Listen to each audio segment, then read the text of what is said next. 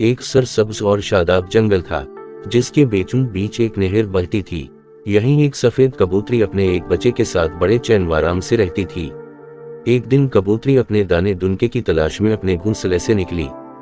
थोड़ी देर बाद जब वो वापस आई तो उसने देखा कि उसका बच्चा घोंसले में नहीं है। उसने अपने बच्चे को घोंसले के आसपास बहुत ढूंढा, लेकिन इसका कहीं पता न चला। कबूतरी का नन्हा दिल गम से भर गया और वो ये तय करके घोंसले से निकली कि जब तक बच्चा नहीं मिलेगा वो उसे ढूंढती रहेगी। वो उड़ती रही, हर तरफ अपने बच्चे को तलाश करती रही। वो कहीं ना मिला। आखिर थक हार कर वो नहर के किनारे आ बैठी और रंज और गम के मारे रोने लगी। वहीं एक मछली पानी में तैर रही थी। इसने जो कबूतरी को इस तरह रोते देखा तो पानी में से सर निकाला और बोली, ए खूबसूरत कबूतरी, तुम पर क्या मुसीबत आई है जो इस तरह रो रही हो? क्या तुम बीमार हो? कबूतरी ने जवाब दिया, मैं बीमार नहीं हूँ।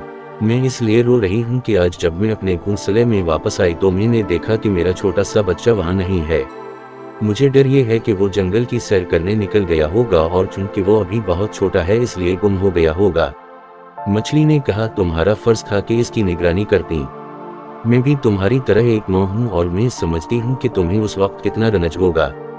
कबूतरी ने कहा, मैं इसलिए और भी ज्यादा परेशान हूँ कि मेरा बच्चा अभी बहुत छोटा है। वो नहीं जानता कि अपनी हिफाजत कैसे करे। मछली ने कहा, मैं तुम्हारे बच्चे को ढूंढने में तुम्हारी मदद करूंगी। मैं उसकी तलाश में इस नहर के आखिरी सिरे तक जाती हूँ। कबूतरी ने कहा, तुम्हारी इस मेहरबानी का शुक्रिया, लेकिन वो तो परिंदा है, पानी में नहीं रह सकता। मछली बोली, हो सकता है उसे प्यास लगी हो और वो पानी पीने नहर में आया हो, इसलिए मैं उसको ढूंढने जाती हूँ। तुम भी उसे ढूंढो, रोने धोने से कोई फायदा नहीं, इससे तुम्हारा बच्चा मिलने से तो रहा। कबूतरी ने मछली का शुक्रिया अदा किया और उसे अल्लाह हाफिज कहकर अपने बच्चे की तलाश में निकल गई। बड़ी देर तक वो उसे ढूंढती रही, लेकिन जब वो ना मिला तो थक हार कर एक खेत में जमीन पर बैठ गई। इसे अपना बच्चा बहुत याद आ रहा था। इसका दिल भर आया और वो रोने लगी। एक खरगोश जो खेत में बैठा नाश्ता कर रहा था ने उसे देखा। वो इसके पास आया और पूछने लगा, क्या बात है, क्यों रो रही हो? अगर भूखी हो तो मैं तुम्हें इस खेत में ले चलता हूँ, यहाँ तुम्हारे खाने पीने के लिए बहुत मजेदार चीजें हैं। कबूतरी ने रोते हुए जवाब दिया, मैं भूखी नहीं हूँ। खरगोश बोला, फिर क्या बात है, क्यों रोती हो? कबूतरी ने कहा, मैं इसलिए रो रही हूँ कि मेरा प्यारा छोटा सा बच्चा खो गया है। सुबह से ये वक्त हो गया है, वो मुझे नहीं मिला। मैंने हर तरफ इसे तलाश कर लिया है। खरगोश अगरचा खाने में मसरूफ था, लेकिन उसने कबूतरी को तसल्ली दी और कहने लगा, रंजीदा मत हो, मैं तुम्हारे बच्चे को तलाश करने में तुम्हारी मदद करूंगा। जितनी तेजी से मैं दौड़ सकता हूँ दौड़ूंगा और सारे जंगल में उसे तलाश करूंगा। कबूतरी ने इसका शुक्रिया अदा किया और उड़ गई। खरगोश भी कबूतरी के बच्चे को जंगल में तलाश करने के लिए रवाना हो गया। अपने बच्चे की तलाश में उड़ते उड़ते कबूतरी की निगाह एक गधे पर पड़ी जो एक सब्जाजार में खड़ा घास चुर रहा था।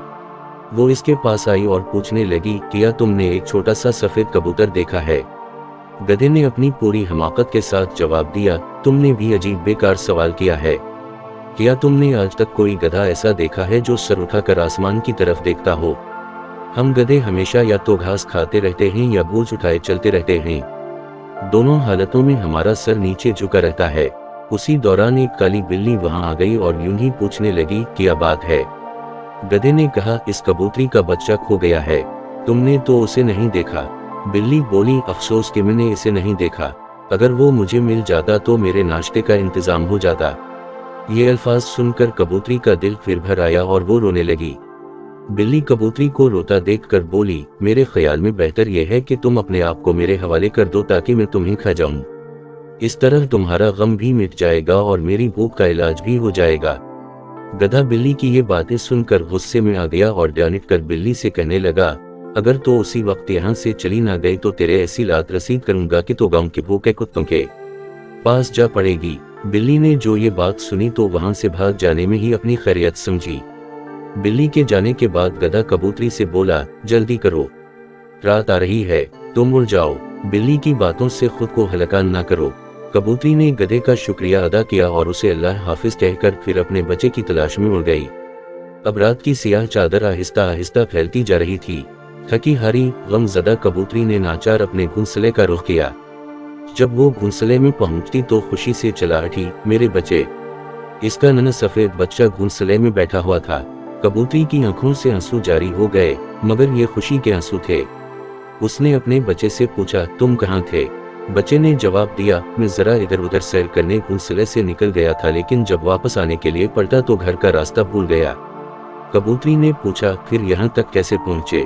बच्चे ने जवाब दिया, मुझे रास्ता तो याद नहीं रहा था, बस अंदर से किसी ने मेरी रहनुमाई की और मुझे यहाँ पहुँचा दिया। कबूतरी को याद आया कि वो जब छोटी सी थी तो एक दिन उसी तरह खो गई थी।